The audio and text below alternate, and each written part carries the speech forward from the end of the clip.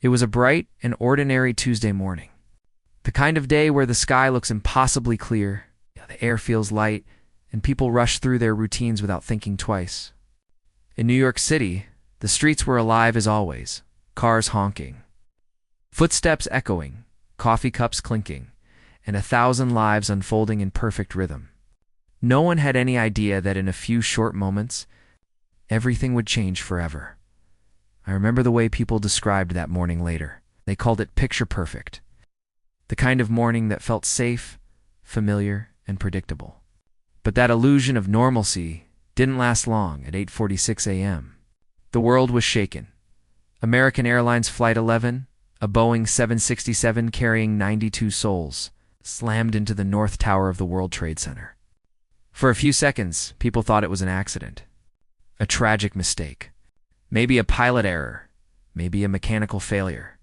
But deep down, something didn't feel right. When the first images appeared on television screens, you could see the black smoke rising against the flawless blue sky. Reporters tried to make sense of what they were seeing, their voices uncertain, their faces pale. Nobody yet understood that this was not the beginning of an accident. It was the beginning of an attack. In that moment, the entire nation froze. Millions watched live as flames tore through the upper floors of the North Tower.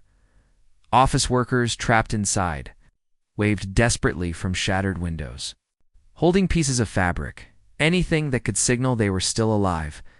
Firefighters, police, and paramedics rushed toward the towers, not away from them. They didn't know what they were running into, only that people needed them. At 9:03 a.m., just 17 minutes later, another plane appeared on the horizon, United Airlines Flight 175. For a brief second, the cameras broadcasting live caught it approaching Manhattan, and then, in a flash of horror, it slammed directly into the South Tower. This time there was no confusion. No more talk of accidents. Everyone watching knew America was under attack. The sound of that explosion was deafening. Flames erupted from the other side of the building, raining debris across the city streets below. Thousands of people screamed, cried, or stood frozen in disbelief. The world's most iconic skyline was burning before their eyes. I can still picture the faces of the first responders that day, the firefighters rushing up endless flights of stairs, carrying heavy hoses and gear, even as smoke thickened and heat rose. They didn't hesitate. They didn't look back. They just went. In Washington, D.C., panic was spreading. The FAA began grounding all flights across the country, something that had never happened before. The word terrorism was now on everyone's lips. Reports started flooding in. Multiple hijackings, missing planes, chaos in the skies. At 9:37 a.m., the nightmare grew darker. American Airlines Flight 77 crashed into the Pentagon, the heart of America's military defense. The impact tore through the western side of the building, igniting massive fires and sending shockwaves across the nation. Smoke rose over Arlington, Virginia, visible for miles. 3 planes, 3 targets. Thousands of lives instantly changed. People across the country began calling loved ones, desperate to hear a familiar voice. Phone lines jammed. Internet servers crashed. The news networks replayed the same footage over and over. Planes slicing into buildings, towers burning, sirens wailing. The entire world was watching America bleed, and then, just when it seemed things couldn't get worse, the unthinkable happened. At 9:59 a.m., the South Tower collapsed. It was almost silent at first. The building seemed to shudder, then crumble, floor by floor, as if gravity itself had turned cruel. In less than 10 seconds, one of the tallest buildings in the world was gone. A cloud of ash and dust rolled through the streets like a storm, swallowing everything in its path. People ran, unable to breathe, unable to see, their faces covered in gray. It felt like the end of the world.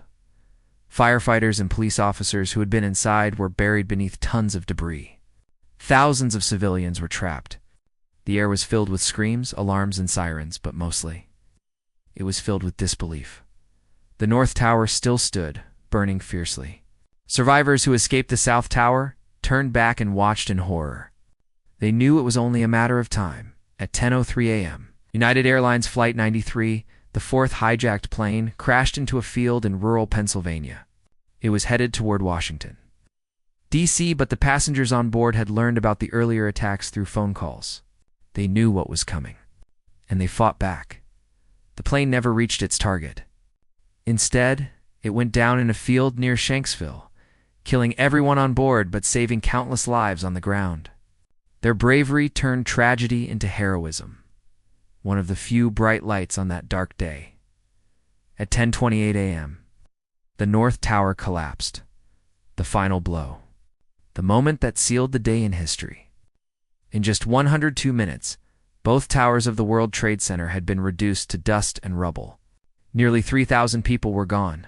I can't imagine the silence that followed the eerie, suffocating quiet that replaced the chaos once the towers were gone. The skyline of New York was forever changed. The heart of the nation was broken.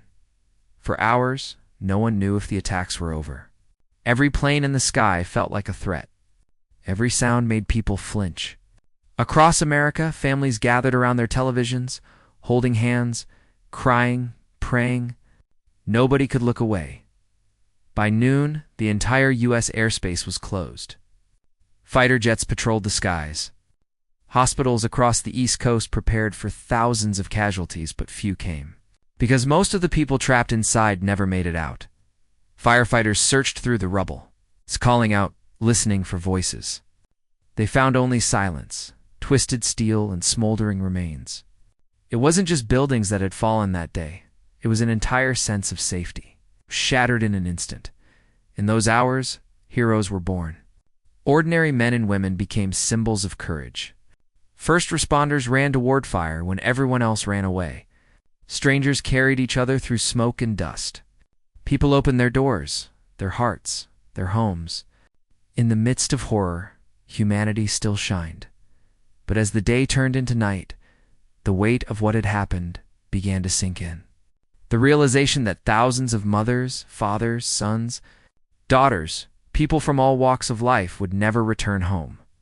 The images of that day would haunt an entire generation.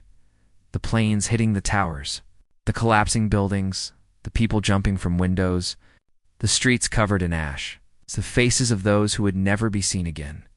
And as America tried to make sense of it all, one question echoed across the nation: who did this? And why? That question would launch one of the largest investigations in history, a global pursuit of justice that would forever change the world of law enforcement, intelligence, and security.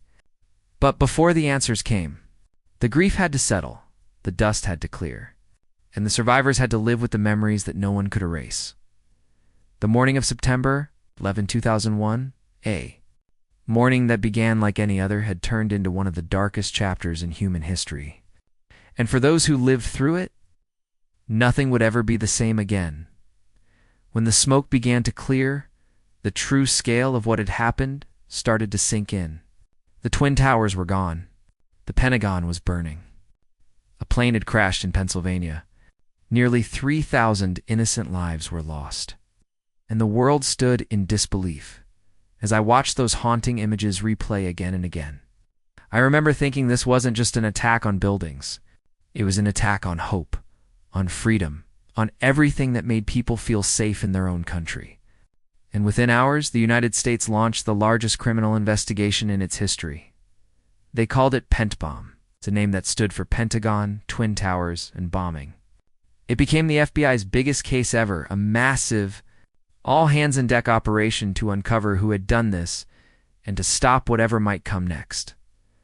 By that same evening, FBI headquarters in Washington, D.C., was buzzing with urgency. The Strategic Information and Operations Center, the command nerve of the Bureau, was activated within minutes of the first attack. Phones rang nonstop, computers flashed with incoming data, and agents rushed in from every division. The mission was clear: identify the attackers, find out who sent them, and make sure no more planes fell from the sky. Thousands of FBI agents, analysts, and forensic experts across the nation dropped everything they were doing. For weeks, half the entire bureau was devoted to one case, PENTTBOM. By nightfall, command posts had been established at all three crash sites: New York City, Arlington, and Shanksville. Each post became a center of controlled chaos as teams worked around the clock, searching for survivors, recovering evidence, and coordinating with other agencies. In New York, the situation was overwhelming. The pile of debris where the Twin Towers once stood was massive, an open wound in the heart of the city. Smoke and dust still rose from the wreckage. Firefighters, police, and federal agents worked side by side, sifting through the twisted steel, searching for anything personal belongings, identification, fragments of planes, and the remains of the victims. At the Pentagon, 155 FBI personnel arrived from 8 field offices. They navigated through collapsed walls and burning wreckage to recover evidence. In Pennsylvania, 152 more agents worked across acres of scorched farmland. Examining what was left of Flight 93, every piece mattered, every fragment told part of the story. I've read the accounts from agents who were there. They said it felt like walking through history, but a history written in pain. In total, more than 4,000 special agents and 3,000 professional staff members joined the investigation. They came from every FBI field office, every lab division, every specialty unit. Forensic scientists, fingerprint examiners, bomb technicians, DNA experts, computer analysts, all united by one goal: to find the truth. They followed more than 500,000 leads. Over 500,000 tips from the public poured in.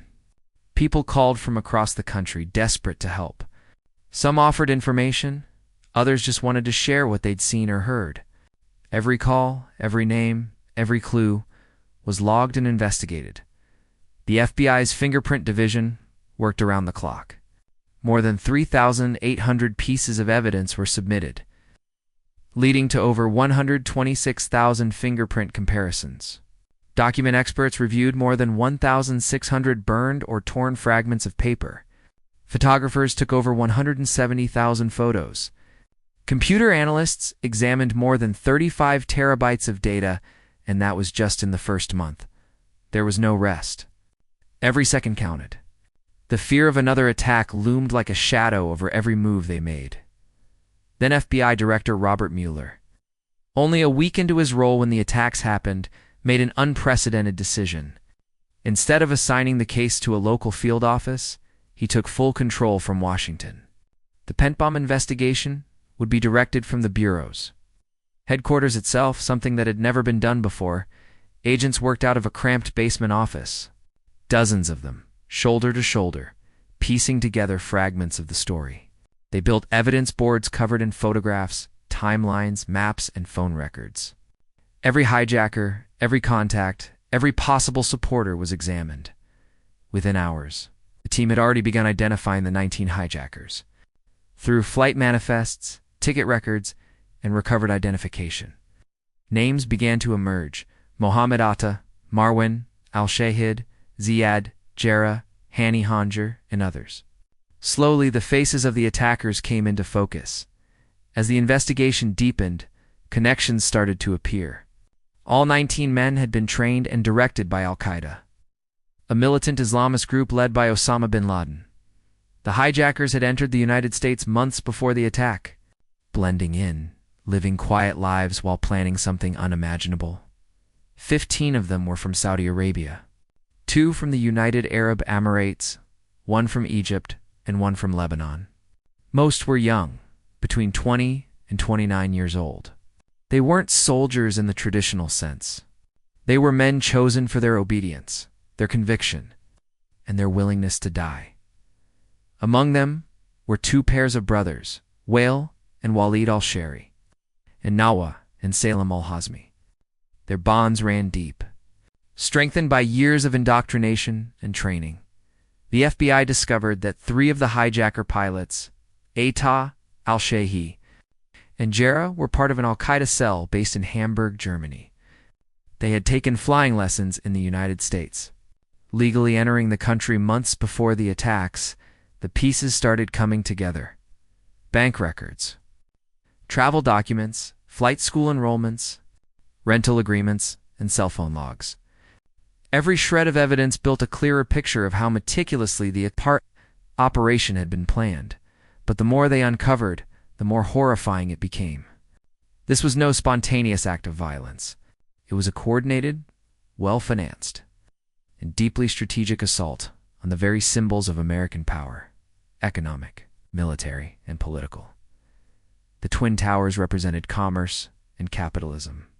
The Pentagon stood for defense and strength.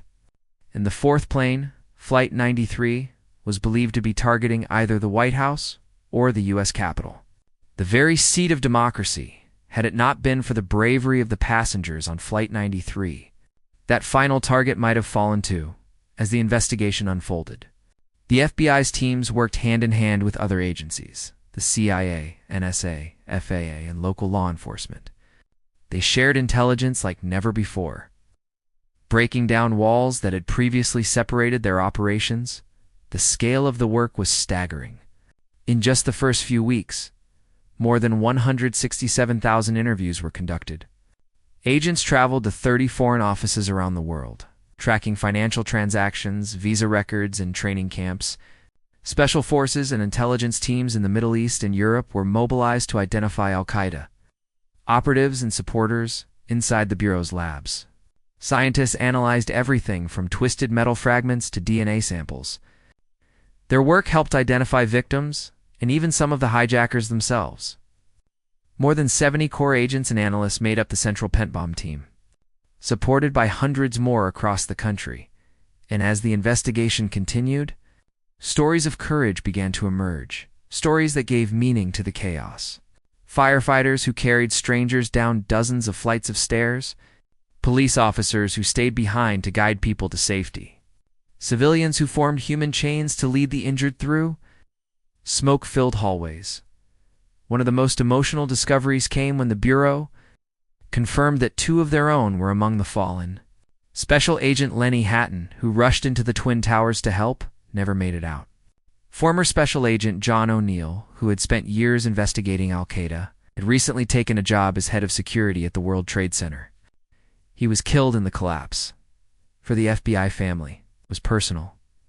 As the weeks turned into months, the massive operation began to evolve. The debris at Ground Zero was slowly cleared, truckload by truckload. The Pentagon was rebuilt. Memorials were planned. And in offices across the nation, agents continued connecting the dots that would expose the entire network behind the attack. It wasn't just about identifying who had hijacked the planes. It was about dismantling the system that made it possible. The financiers, the recruiters, the trainers, the facilitators, every person connected to the plot was hunted. But amid all the progress, the emotional toll was heavy. Thousands of families were still waiting for news, for answers, for closure.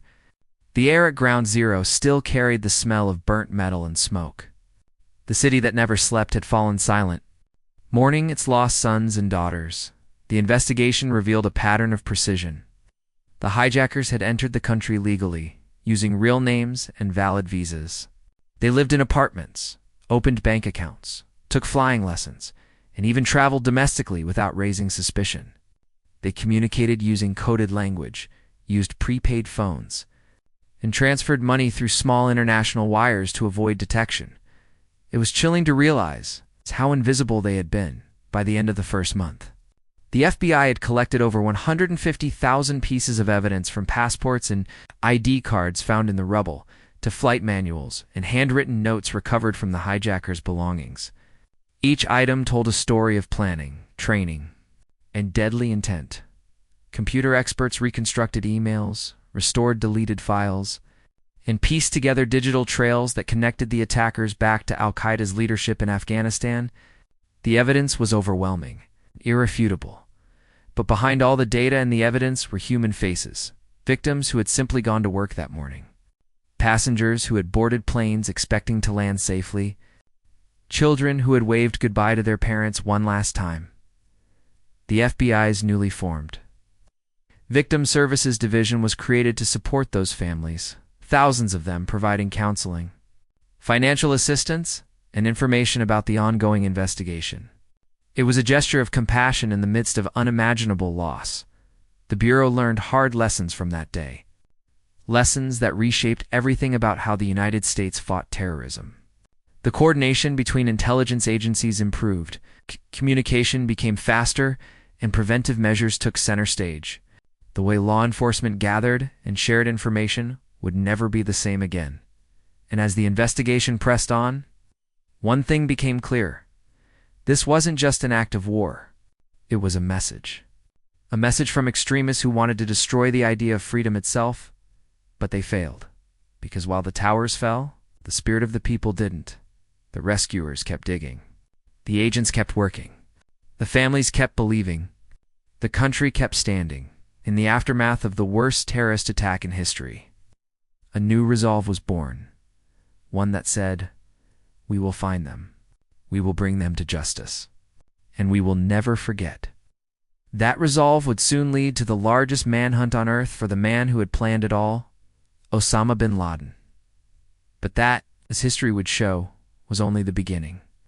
In the weeks after the attacks, the grief that blanketed the United States began to transform into determination. The smoke over Manhattan had barely lifted, but across the nation, a single question echoed in every heart and every home. Who did this and why? We had the names of the hijackers. We knew their origins. We had traced their movements, their bank transactions, their training records.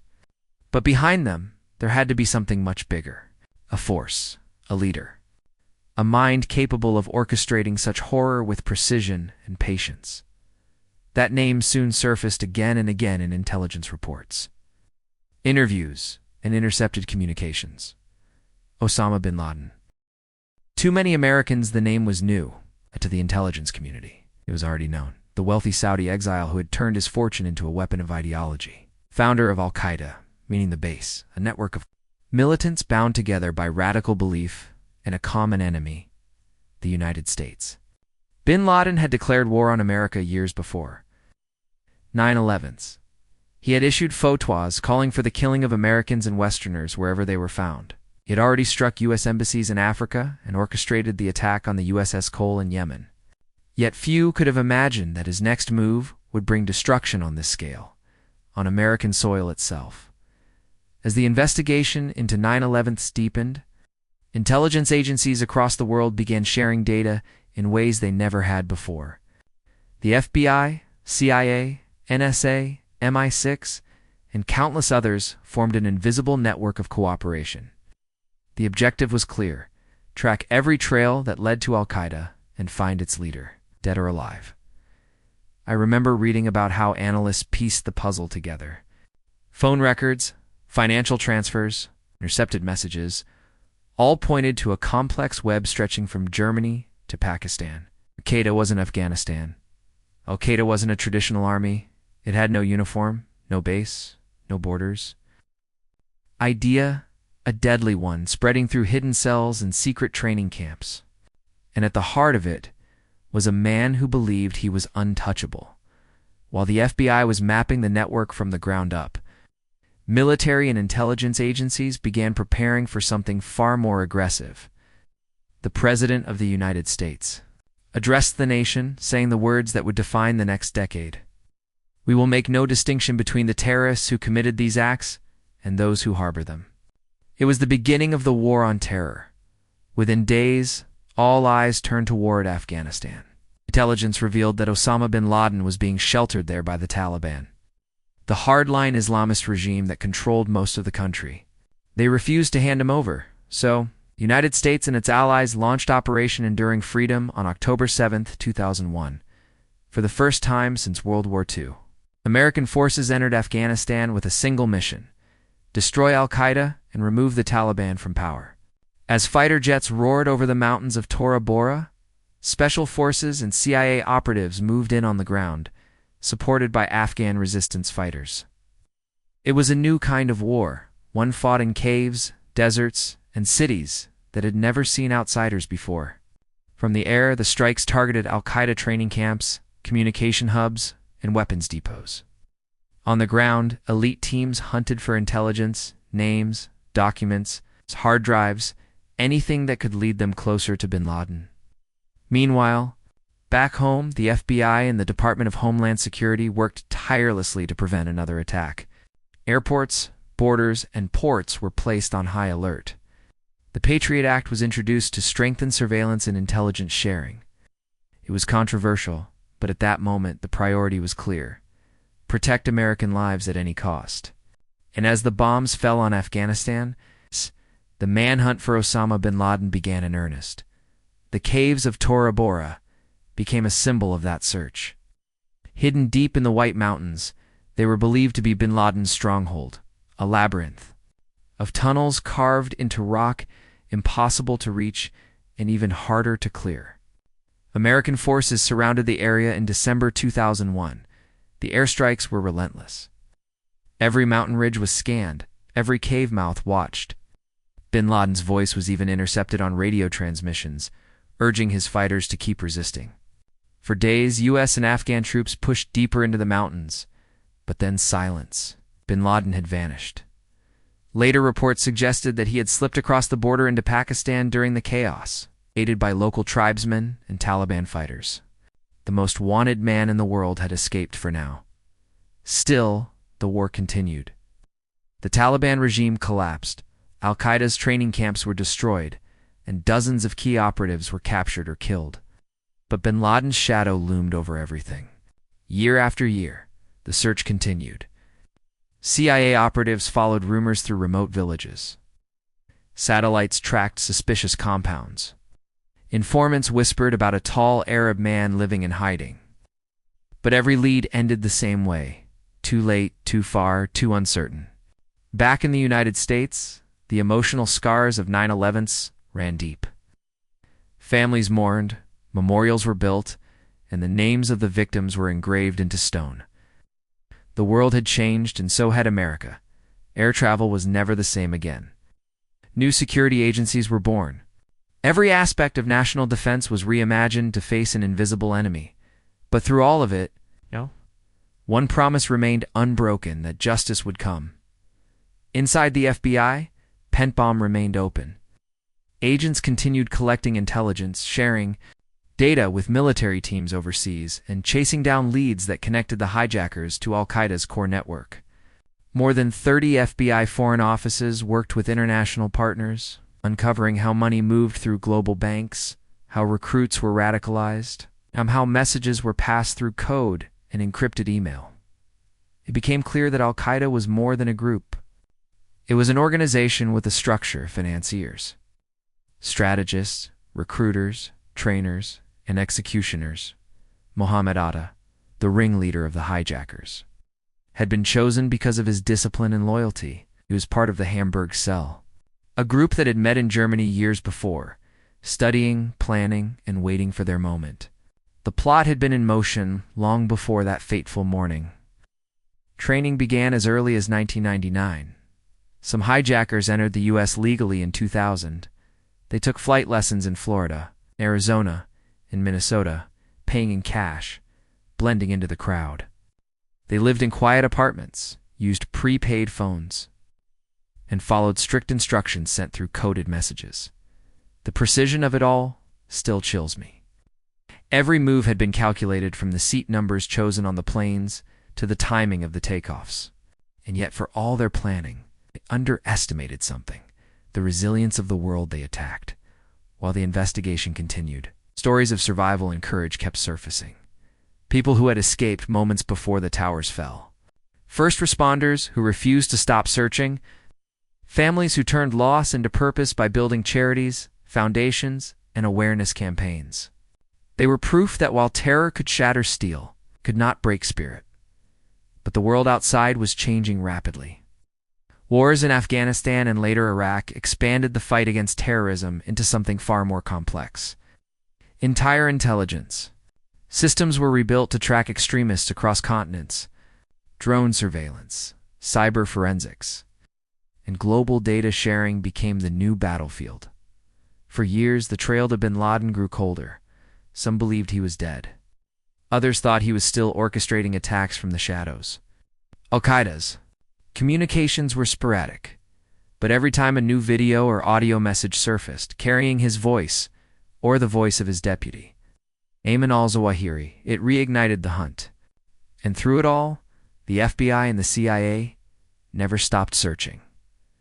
They studied his habits, his family ties, his couriers, the men who carried his messages from one safe house to another. It was those couriers, more than anything else, that eventually led them closer. By 2007, intelligence pointed to one particular man, a trusted courier named Abu Ahmed al-Kuwaiti. He was discreet, loyal, and connected directly to bin Laden. Tracking him was like following a ghost. But the agencies persisted. Years of surveillance, wiretaps, and informant reports slowly revealed his path. And then, in 2010, they found him in Pakistan. He led them to a massive, high-walled compound in a quiet city called Abbottabad. There were no phone lines, no internet, and the residents burned their trash instead of taking it out. The walls were unnaturally high. Guards were posted around the perimeter. And among the few people who ever stepped outside, one tall man stood out, a man who never left the building's upper floors. It took months of observation. 4 analysts were sure. But when they were, the conclusion was clear. The man inside was almost certainly Osama bin Laden. After nearly 10 years of searching, the most wanted man in the world had been found. The operation to capture or kill him was planned in complete secrecy. Only a handful of people knew. Even within the intelligence community, the details were closely guarded. Then, on the night of May 1, 2011, a team of U.S. Navy SEALs flew silently across the border into Pakistan. They moved under the cover of darkness, landing just outside the compound. Within minutes, they breached the walls, cleared the rooms, and climbed the stairs to the 3rd floor where bin Laden was hiding. The firefight lasted less than 40 minutes. When it was over, Osama bin Laden was dead. The announcement came just after midnight. The president appeared on national television and said the words the world had waited a decade to hear. Justice has been done. Across America, people poured into the streets. Flags waved. Tears flowed. For a brief moment, there was unity, a shared sense that something long overdue had finally been delivered. But even in that moment of triumph, there was a quiet understanding. The death of one man did not end the war on terror. It didn't erase the pain of 9/11s or bring back the lives that were lost. It's been more than 2 decades now. 2 decades since that morning when everything changed. And yet, every time I see those numbers minus 9/11s, it feels like yesterday. Time has moved on. The city has rebuilt. New towers rise where the old ones once stood. But deep down, something remains. Something unspoken. Something sacred. Because 9/11 wasn't just an event. It became a memory, a lesson, and a mirror that showed humanity what it's truly capable of, both in its darkest and brightest forms. I was young when it happened. I didn't fully understand the scale of it all. But as I grew older, I began to realize the world I was living in was shaped by that one single day. Every airport check, every headline about terrorism, every political debate all traced back to that moment in history. The legacy of 9/11s lives in the air we breathe. It lives in the skyline of New York City, in the way nations talk about security, and in the way people think about freedom. Before 9/11s, the world felt open. We traveled without fear. We trusted strangers more easily. After 9/11s, the world became cautious. We began to look over our shoulders, to question, to prepare. And maybe that's what tragedy does. It teaches you to see the world differently. But the legacy of that day isn't just fear. It's also resilience. Because out of the rubble rose stories of unimaginable courage. Stories of firefighters running into flames. Stories of passengers on Flight 93 fighting back against hijackers. Stories of ordinary citizens who became heroes in the blink of an eye. Those stories became part of our collective. Ow. DNA reminders that when everything falls apart, humanity still stands tall. Every generation has a moment that defines it. For some, it was the moon landing. For others, it was the fall of the Berlin Wall. For us, it was 9/11s. We watched. In real time, the unthinkable unfold. We saw buildings crumble, heroes rise, and a nation unite under a sky of smoke and ash. And from that day forward, We were never the same. The world of technology, communication, and even art changed after 9/11s. Surveillance became stronger. News became faster. The internet turned into a global battlefield of information and misinformation. Movies, music, books, they all began to reflect a new world. One more aware of danger, one more hungry for peace. We began to value small things, safety, love, family, normal days. Because once you've seen a morning like that turn into chaos, you never take normal for granted again. I remember visiting the 9/11's Memorial Museum years later.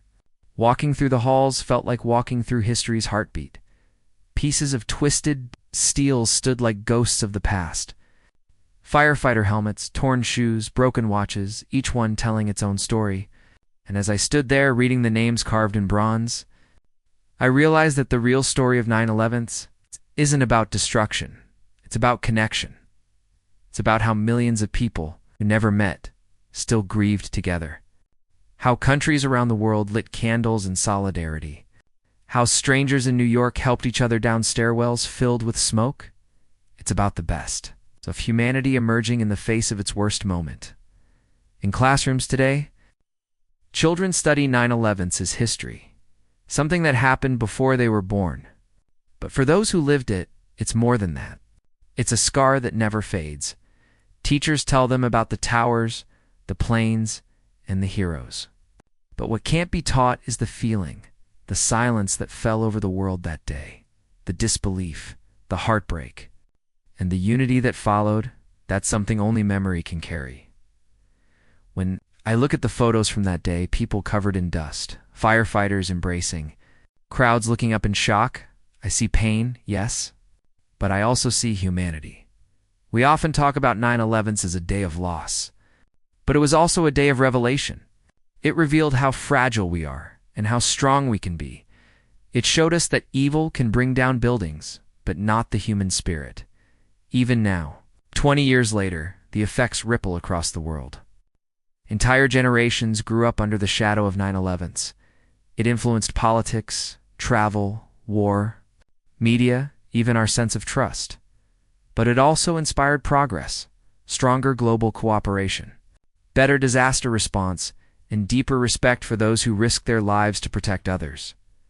Firefighters, soldiers, medics, police, every one of them carries a piece of that legacy. And every year, when the sun rises over Ground Zero, it reminds us of their sacrifice. The memorial lights that shine into the sky every September 11th are hauntingly beautiful. Two beams of white light piercing the darkness, reaching toward the heavens. When I see them, I think of the towers. I think of the lives lost. But I also think of hope rising again, unwavering, eternal. Those lights don't just illuminate the sky. They illuminate the strength of the human heart. Over the years, I've come to realize something powerful. 9/11's didn't just change history, it changed humanity. It reminded us that borders don't matter in the face of loss. That pain is universal. That empathy is the strongest weapon we have. It reminded us that even when hate tries to divide us, love can still bring us together sometimes. People ask me what I think the true lesson of 9/11's is, and I tell them this: it's not about fear. It's not about revenge. It's about remembrance, because remembrance keeps truth alive. It keeps the names alive. It keeps the lessons alive. As long as we remember those who died, we'll never truly be gone. They live in our stories, our unity, our courage. So today, when I stand at Ground Zero and look up at the skyline, the new towers gleaming against the blue, I don't see destruction anymore. I see rebirth. I see resilience. I see a promise kept, the promise that we would rebuild, that we would stand taller, that we would never forget. And that's exactly what we did. The legacy of 9/11's is written not just in stone, but in hearts. In every firefighter who still runs toward danger, in every soldier who still serves far from home, in every citizen who chooses unity over hate. The world we live in today was built on the lessons of that. Painful lessons, yes, but powerful ones too. We learned that freedom is fragile, That peace is precious, and that every moment we have is a gift. 20 years later, we still mourn. We still remember. But we also celebrate the spirit that refused to die, because 9/11 was not just the day we lost, it was also the day we found something greater, the unbreakable strength of humanity, and that, more than anything, is the legacy of September 11th. And maybe that's what 9/11's truly left behind. Not just pain, not just fear, but resilience. A story of loss, yes, but also a story of unity, a story of tragedy and triumph, a story that began with fire but ended with light. We will always remember where we were that day. We will always remember what we lost. But more importantly, we will remember what we found, the power to rise again, because no matter how dark the night, the human spirit always finds the dawn. When the smoke cleared over New York and Washington, one question echoed across the entire world: who did this? Every news station, every radio channel, every home across America was asking the same thing. And within days, the name began to surface: Al-Qaeda, an organization that had already attacked U.S. embassies before. A network led by a man who had long declared war against the West, Osama bin Laden. I still remember the moment the government officially confirmed it.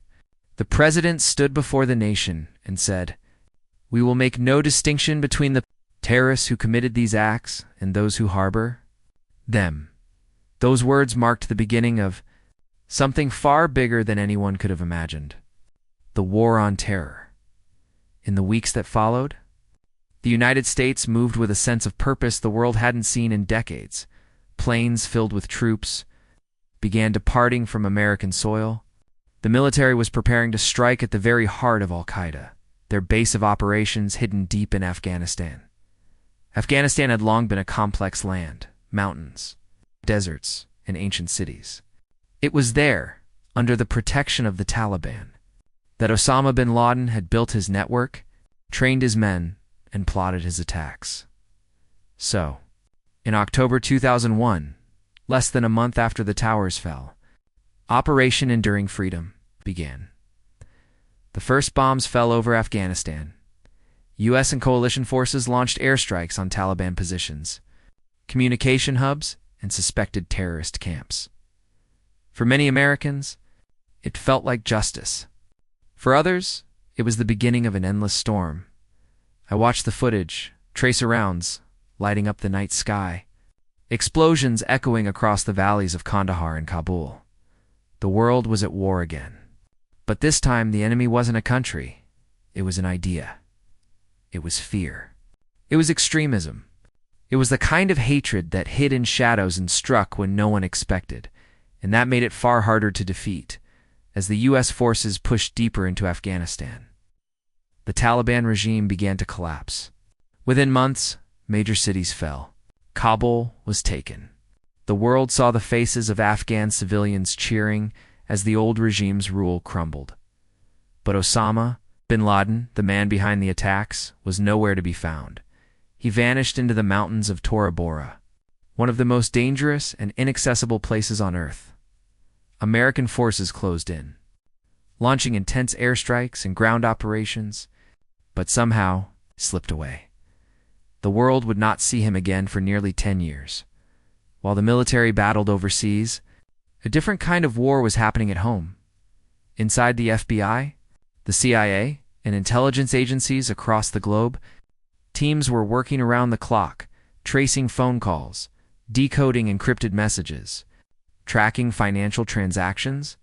They were building a map of terror networks, connecting dots that stretched from Hamburg to Karachi, from Yemen to New York, and every discovery led to more questions, more names, more threats.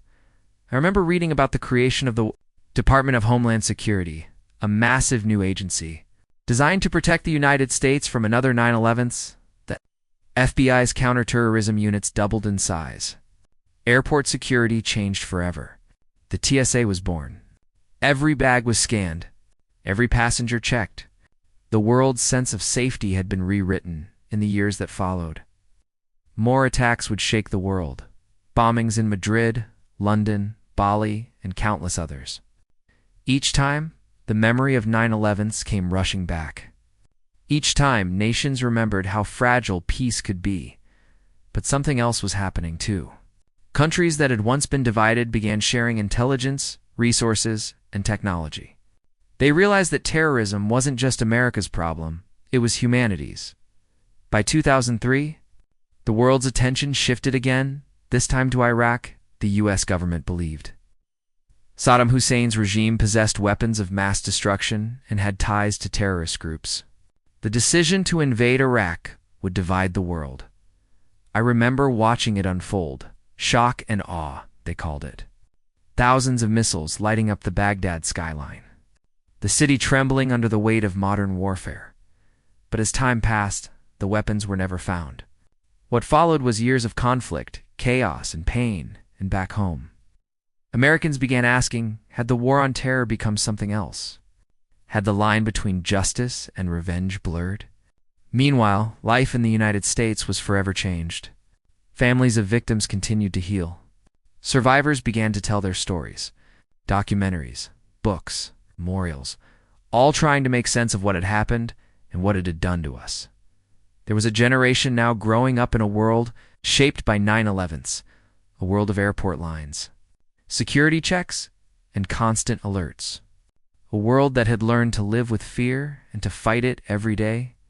Then, in 2011, almost 10 years after that, September morning, the world heard the words everyone had been waiting for. Tonight. I can report to the American people and to the world, the United States has conducted an operation that killed Osama bin Laden. I still remember that night vividly. People poured into the streets of New York and Washington, waving flags, singing, crying. For many, it was closure. For others, it was justice long delayed. But for everyone, it was a moment that felt like history coming full circle. The man responsible for 9/11s was gone. But the scars he left behind would never fully heal. The years after bin Laden's death brought reflection. People began to ask deeper questions. What had we learned? What had we become? The war in Afghanistan dragged on. Thousands of soldiers lost their lives. Millions of civilians were displaced. The cost of the war on terror reached into the trillions, and even as new terrorist groups arose, like ISIS, the world realized that defeating terror wasn't just about weapons or wars. It was about understanding, about education, about stopping hate before it takes root. For the families of those who died on 9/11s, the journey never truly ended. Every anniversary, they gather at ground zero. Bells ring 6 times, once for each moment of impact and collapse. Names are read aloud, slowly, one by one. You can hear the wind move through the memorial pools. You can see the reflection of the city skyline, a skyline rebuilt but forever changed.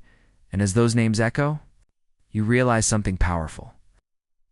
Every person lost that day still lives through the stories we tell. I've stood there myself, near the fountains where the towers once stood. I've seen tourists fall silent as they trace their fingers over the bronze names. I've watched firefighters lay roses, their eyes filled with tears they don't try to hide. And in that silence, you can almost hear the heartbeat of the city. It's faint but strong, like the echo of resilience that refuses to fade. Because in the end, that's what 9/11s taught us, that tragedy may break us, but it can also bind us. It can remind us of who we are and what we stand for. The war that began after 9/11s reshaped the planet. Borders were redrawn, alliances tested, and millions of lives changed forever. But it also revealed something universal, the power of human resilience, even after the worst kind of evil. People chose to rebuild. They chose to believe. They chose to live. And maybe that's the lesson of it all. That in the ashes of destruction, the seeds of strength are born. It's strange, looking back now, how one morning changed everything. Before 9/11s, the world felt open, safe, predictable. After 9/11s, we learned that safety was an illusion. And peace had to be protected not just by armies, but by empathy. By unity, by understanding. Every generation has its defining moment. For hours, it was that day. We watched the towers fall. We saw the world stop, and we promised never again. Yet every year, when the date returns, the pain still flickers, like an old wound that never fully heals. But so does the hope, because if history has shown us anything, it's that the human heart can endure even the darkest night, and no matter how high the flames rise, we always find a way to rise higher. What it did, however, was close a chapter, one that had begun on a bright September morning when the world was changed forever. The hunt for Osama bin Laden had spanned continents, cost billions, and taken nearly 10 years. It involved the work of thousands of people, agents, soldiers, analysts, and informants, each contributing a piece to the puzzle. For those who had spent their lives chasing him, the news brought a bittersweet sense of peace. For the families of the victims, it was justice, not complete, but real. And for the rest of the world, it was a reminder that no matter how dark the path, truth has a way of finding its light. In the years that followed, Al-Qaeda weakened, but never disappeared. New threats emerged, new faces, new groups, new wars.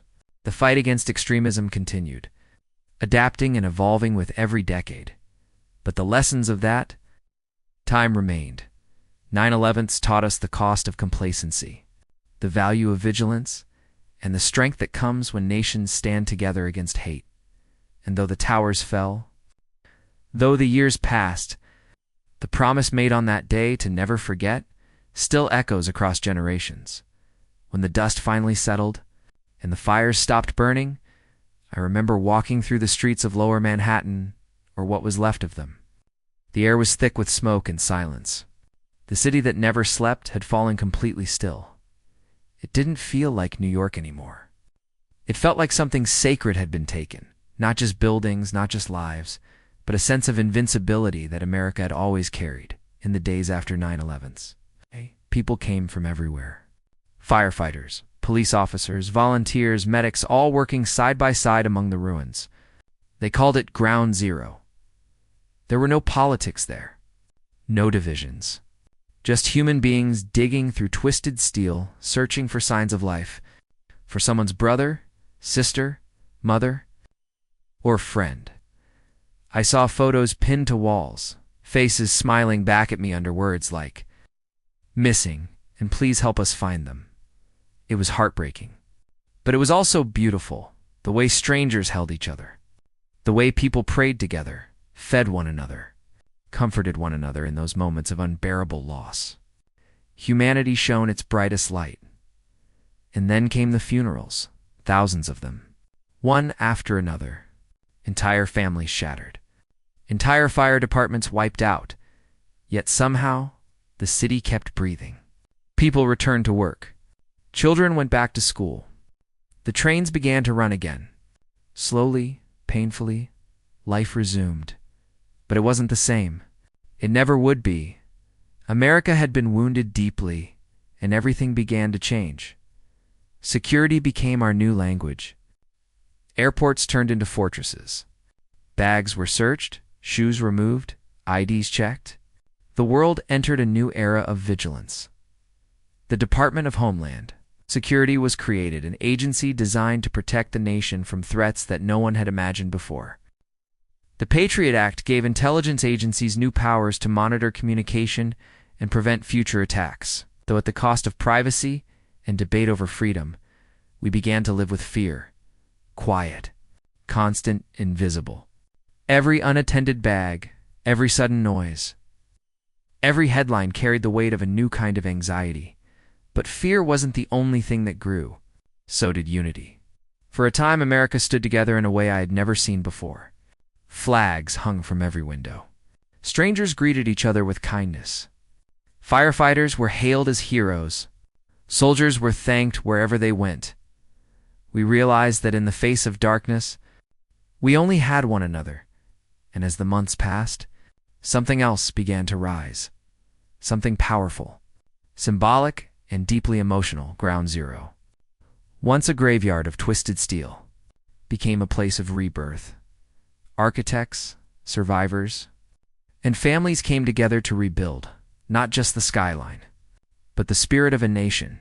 The Freedom Tower, now known as One World Trade Center, began to rise from the ashes, a gleaming, defiant symbol of resilience. At its base, two massive fountains now sit exactly where the Twin Towers once stood. Water cascades endlessly into the void and around their edges.